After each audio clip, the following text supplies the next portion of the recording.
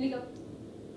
What's going on, you guys? It's HP. And Aubrey. Welcome back to the channel. So within the last week or so, HP sold one of our Turo cars that were for sale. And so in this video, what I want to do is I want to walk through the numbers of what we sold this car for, how much we made or lost, and the exact details of that sale.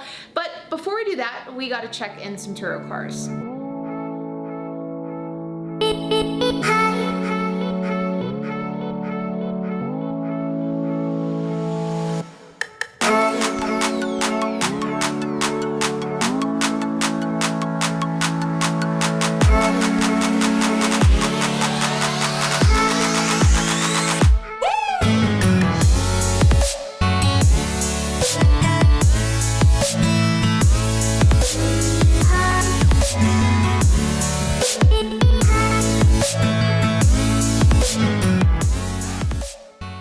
Weeks ago, HP and I made a video talking about us wanting to sell a few of our more outdated cars that just simply are not getting the reviews we want them to. They're having too many issues, they're getting too old, and as a result, we just don't think that they have a spot on our fleet anymore.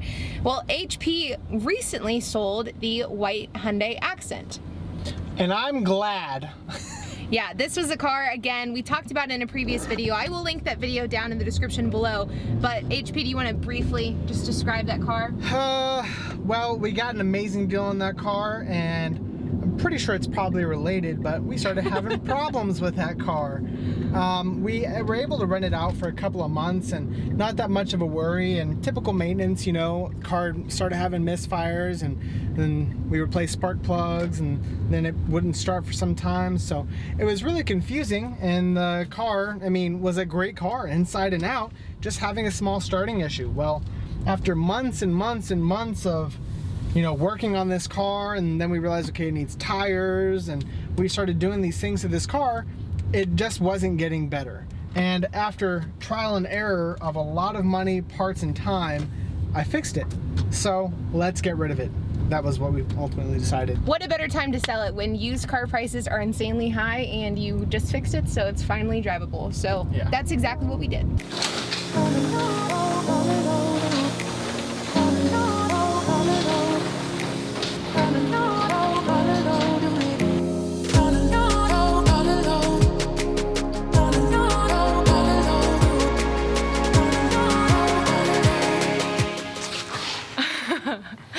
So one thing that we always tell people is to buy cars below market value. This is basically your insurance whenever it comes to buying cars. If you buy cars below market value, then you'll be protected in the case that your car is in an accident or you need to sell the car because it simply is a dud, which was the case with our white Hyundai Accent.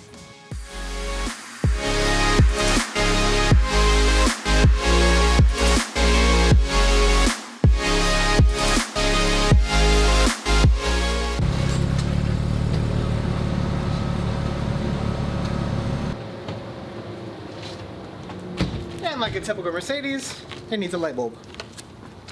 Okay, so we purchased this car in 2020, right before the pandemic started. We were beginning the process of kicking back the process of buying cars again, and we ended up buying the Kia Rio and this Hyundai very, very close together, and both of them ended up being duds, which probably should have been like a precursor to what was to come. Yeah.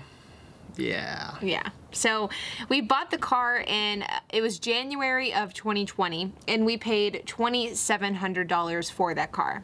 Now, overall, we spent about $1,000 accumulated dollars getting this car back into running shape. And that's a mix of like tires and spark plugs and everything else I needed to diagnose this car, which added up very fast towards the end because we were running out of stuff to replace. But to be honest, whenever I tallied up how much we spent on the car, I was surprised it was only $1,000. Yeah. I was expecting it to be a couple of thousand. So I was happy with $1,000. And then all in all, the entire time that it was listed on Turo, which was only for like 4 months total, we got it in January, and then it was on and off like the entire time we had it, and it went on its very last trip in August of 2020. So it was only being actively rented for 8 months, but of those 8 months, it was only active for probably about 4 in total, because there was like constant times where we had to like block off the calendar in order for HP to fix it once again. And remember that again, this is like this period of time HP was also working his full-time job, and so it was super tough to manage the repairs of this car. But during the 8-month/4-month period of time that it was active on Turo, it made $1,919 in revenue. That included trip earnings, trip reimbursements, as well as a damage claim that the car had, which, to be honest, I forgot about. I didn't realize it had a damage claim, but it had $500 in damage claims. So it made about $1,400 from earnings, and then it made about $500 from damage claim, and that came out to a total of $1,919 total revenue. And we sold the car for $3,800, which means that in total, between the amount that we sold it for as well as the amount that it brought in, this car made a total amount of $5,719. And all in all, we made about $2,019 from front to back. Now, I can already predict what you guys are going to be saying in the comment of this video, which is, if we take into account the labor that was required in order to get this car to the point where we could sell it, we would be in the red. And that is a fair and an accurate statement. But unfortunately, we have not been keeping track of HP's time, and he works for our company, and so that's the benefit whenever you have a salaried employee doing your work. You don't have to take it into account as hourly. And so on the surface, yes, the car made us $2,000 over the course of the year and 8 months that we owned it, though I know that once we take into account hours, it most definitely lost money. So we recently sold a Kia Rio that we had that also had very similar experiences at this Hyundai. It was like nothing super terrible that was happening to it. It just was never reliable enough to rent, and it was the same issue happening over and over again, and HP just simply couldn't fix it. And whenever we look back on the Kia Rio, we can say to ourselves, okay, here's where we dropped the ball. We did this, this, and this incorrectly, and there's very clear things that we know that we did wrong. Yeah. And we've made a video on this in the past. But for the Hyundai Accent, do you think that there's anything specific that we did wrong, and what could we have done differently to avoid this entire fiasco with the Hyundai? You know, and that's the problem, is that this car, I mean, we didn't do anything wrong. I mean, the car was a clean car in and out. I mean, it had a fresh detail when we got it.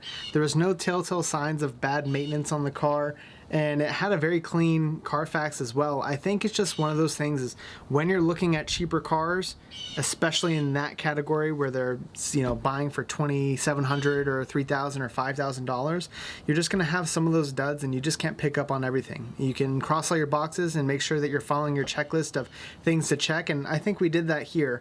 We just got a bad car, bad luck of the draw.